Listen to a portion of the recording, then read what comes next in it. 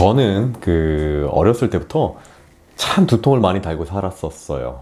그래서 두통이 굉장히 저한테 있어서는 아주 짜증나는, 정말 신경 쓰이는 그런 불편감 중에 하나였는데, 여러분들도 예를 들면 잠을 좀 잘 못 잤다든지, 뭐 스트레스를 받았다든지, 뭐 컨디션이 안 좋을 때 두통을 경험해 본 적이 있을 겁니다.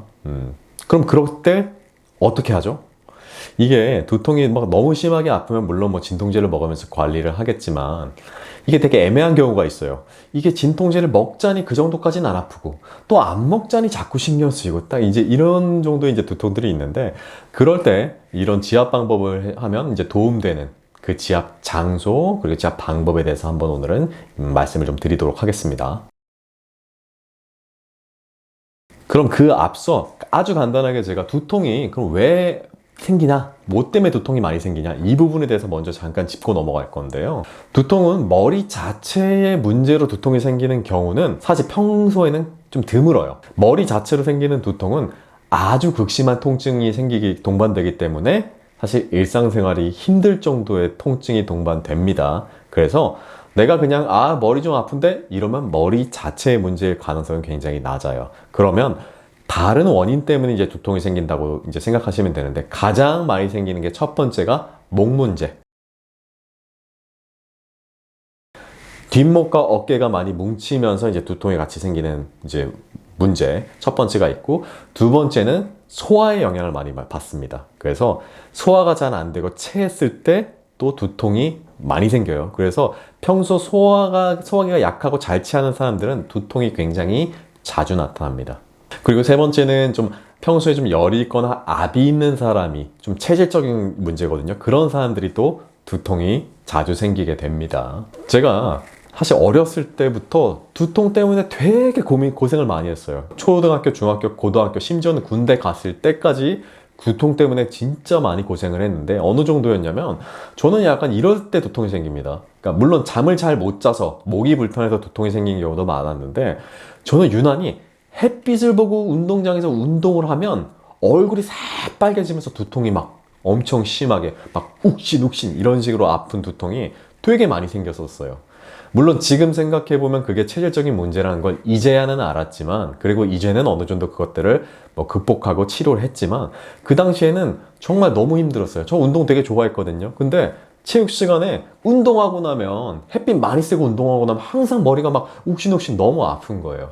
근데 이게 나중에는 정말 뭐 갑자기 이 두통이 뭐 자다가도 막 두통이 너무 심해서 깨기도 하고 이러다 보니까, 나중에는 진짜 머리에 문제가 있나 이제 부모님이 걱정하셔서 뭐 이제 큰 병원에 가서 머리 MRI도 찍어보고 뭐 별거 다 했어요. 검사를 많이 받아봤는데 결국은 머리에 문제는 없다. 그러니까 진통제로 조절해라, 이제 이런 얘기를 들었던 저의 과거가 있습니다. 그만큼 제가 이제 두통에 진심인 사람인데, 자, 그러면 두통이 생겼을 때 첫 번째는 가장 많은 빈도로 아까 목이라고 얘기했죠. 그러면 목과 어깨를 풀어주는 것만 해도 두통이 굉장히 많이 좋아집니다. 그래서 이쪽 승모근, 그 다음에 이 뒷목 근육, 그 다음에 이제 후두하근이라고 있어요. 후두하근이 뭐냐면은 목과 이 머리에 약간 이게 만져서 내려다 보면은 움푹 들어가는 이 근육 부분이 있거든요. 이게 이 머리뼈 아래에 있는 근육이라고 해서 후두하근이라고 하는데, 이 부분을 지압해 주는 겁니다. 그래서 승모근 풀어주고 목 풀어주고 그 다음에 후두하근 지압해 주고, 이렇게 하면 기본적으로 목으로 인한 두통은 조금 완화가 됩니다. 우리가 머리 아프다고 머리만 이렇게 쥐어뜯고 있는 거는 사실은 크게 도움은 안 됩니다. 두 번째로, 소화 때문에 문제가 생겼다. 그럼 내가 평소에 좀 잘 소화가 채하고 그것 때문에 좀 두통이 자주 생긴다라고 하는 사람들은, 그럼 소화에 관련된 혈자리를 자극하면 되거든요. 우리가 가장 많이 알고 있는 게 이 손 가운데 합곡혈이라는 부분입니다. 이 부분을 양쪽을 굉장히 지압을 좀 해줍니다. 지압해줄 때 생각보다 세게 자극하셔야 돼요. 살살살살 눌러도 되긴 하는데 강자극을 하는 게 조금 더 효과가 빠릅니다. 그리고 이 강자극 해주는 거 플러스 이런 두통은, 소화가 잘 안 되는 사람 같은 경우에는 머리 아프다고 해서 두통약 먹으면 돼요? 안 돼요. 머리 아플 때 오히려 소화제 먹으면 두통 없어집니다. 여기 풀어주고 답답하니까 소화제 먹어주고, 그럼 사실 두통 거의 없어져요. 이렇게 하시면 됩니다. 그리고 이제 마지막 부분으로는 이제 아까 압이 자꾸 오르고 열이 많고 압이 많아서 그 다음에 이제 그것 때문에 이제 두통이 나타나는 사람인데 이런 경우에는 그러면 기운을 밑으로 내려주는 방향으로 혈자리를 자극하면 되거든요. 근데 이 혈자리도 비슷해요. 방금 얘기한 이 합곡혈 부위.